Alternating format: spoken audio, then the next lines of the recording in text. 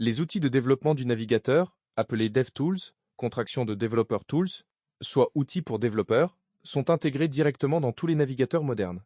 Ils permettent d'inspecter, de déboguer et d'analyser n'importe quelle page web en temps réel, sans installer de logiciel supplémentaire. En tant que développeur web, tu vas utiliser ces outils quotidiennement, dès les premières lignes de code que tu écris. Ce cours te donne les bases solides pour les ouvrir, les naviguer et comprendre ce que chaque panneau t'apporte. Les DevTools sont disponibles dans les navigateurs les plus répandus: Google Chrome, Mozilla Firefox, Microsoft Edge et Safari. Dans ce cours, on s'appuie principalement sur Google Chrome, qui est le navigateur de référence pour le développement web aujourd'hui. Les principes restent quasiment identiques sur Firefox et Edge. Comment ouvrir les DevTools? Il existe plusieurs façons d'ouvrir les DevTools selon ta préférence. Raccourci clavier, appuie sur F12, sur Windows et Linux ou sur CMD+, option plus I, sur macOS. C'est la méthode la plus rapide et la plus utilisée par les développeurs. Clic droit, plus inspecter, fais un clic droit n'importe où sur une page web, puis clique sur inspecter ou inspecter l'élément. Cette méthode est très pratique car elle ouvre directement les DevTools et positionne l'affichage sur l'élément XXTM que tu as cliqué, via le menu du navigateur, dans Chrome. Clique sur les 3 points verticaux en haut à droite, puis sur Plus d'outils, puis Outils de développement. Une fois ouverts, les DevTools apparaissent soit en bas de la fenêtre du navigateur, soit sur le côté droit, soit dans une fenêtre séparée. Tu peux changer cette position en cliquant sur les 3 points verticaux à l'intérieur des DevTools eux-mêmes. Icône en haut à droite du panneau des DevTools, puis en choisissant l'option d'ancrage qui te convient. La structure générale des DevTools. Les DevTools sont organisés en plusieurs onglets, chacun correspondant à un domaine précis d'analyse ou de débogage. Voici les onglets principaux que tu vas rencontrer dès le début. Éléments. Affiche le code HTML et le style CSS de la page en temps réel. Console. Permet d'afficher des messages, des erreurs JavaScript et d'exécuter du code directement. Source. Donne accès aux fichiers sources chargés par la page. Chaque M et L, CSS, JavaScript, Network, Réseau. Montre toutes les requêtes réseau effectuées par la page. Chargement d'images, de scripts, d'appels vers des serveurs, etc. Performance. Analyse les performances de la page, comme le temps de chargement. Application. Inspecte ce que la page stocke localement. Cookies, stockage local, etc. Lighthouse. Génère un rapport automatique sur la qualité de la page. Accessibilité. Performance. Bonne pratique. Nous allons détailler les 4 onglets les plus importants pour un développeur débutant. Elements, Console, Source et Network. L'onglet Elements, inspectez le HTML et le CSS. L'onglet Elements est probablement celui que tu utiliseras le plus souvent au quotidien. Il affiche la structure HTML de la page sous forme d'arbre. Chaque balise HTML est visible, et tu peux les déplier ou les replier pour naviguer dans la structure. Dans la partie gauche, tu vois le code HTML. Dans la partie droite, ou en bas selon la configuration, tu vois les styles CSS appliqués à l'élément actuellement sélectionné.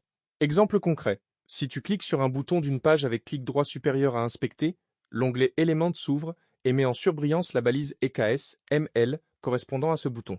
Dans la partie CSS, à droite, tu vois toutes les règles de style appliquées à ce bouton, couleur, taille de police, marge, etc.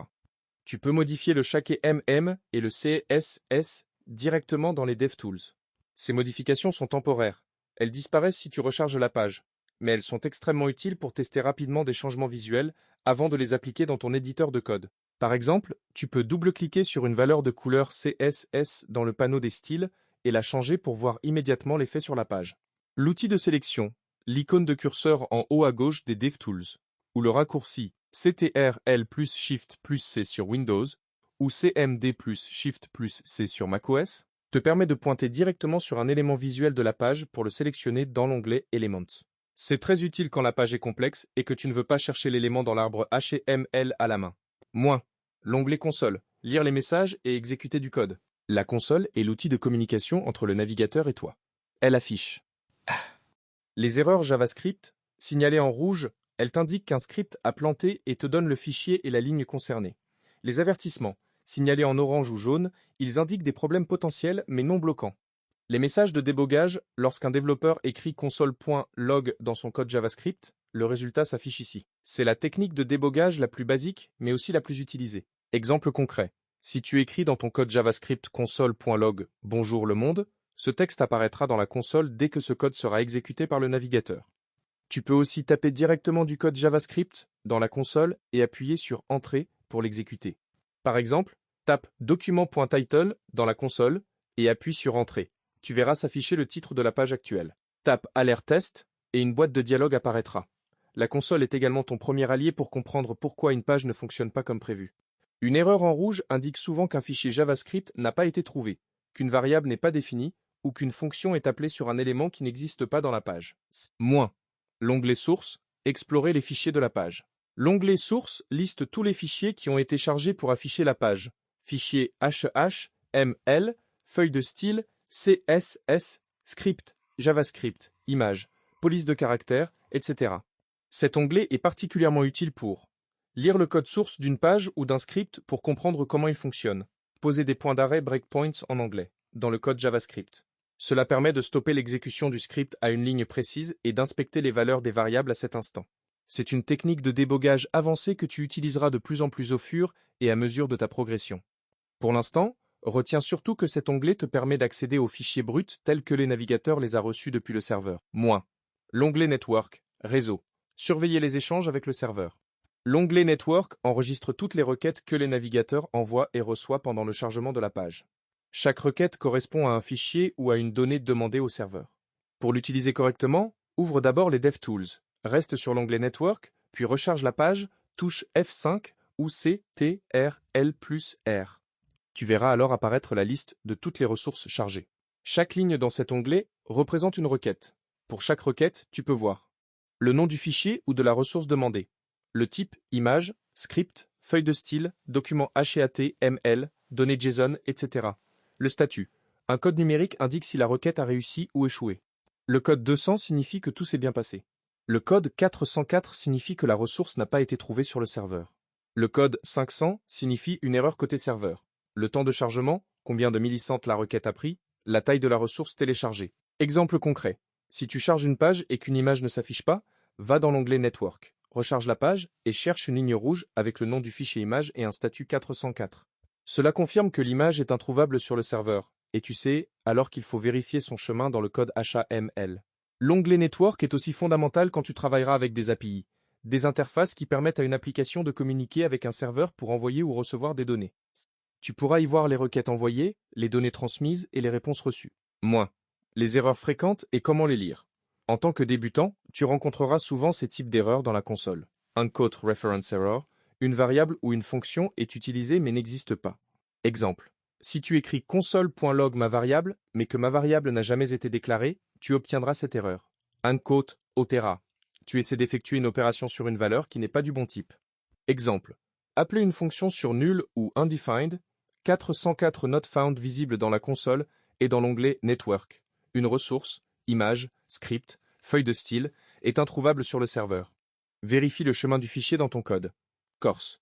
Error. Un problème de sécurité qui survient quand une page essaie de charger des ressources depuis un autre domaine sans autorisation. Tu rencontreras ce type d'erreur plus tard, lors du développement d'APIs. Chaque message d'erreur dans la console est cliquable. Cliquer dessus t'amène directement à la ligne du fichier source concerné dans l'onglet Source. C'est un gain de temps considérable pour localiser l'origine du problème. Moins. Le mode responsive, simuler différents écrans. Les DevTools incluent un outil très pratique pour simuler l'affichage de ta page sur différents appareils, smartphones, tablettes, etc. C'est ce qu'on appelle le mode responsive ou le simulateur d'appareil.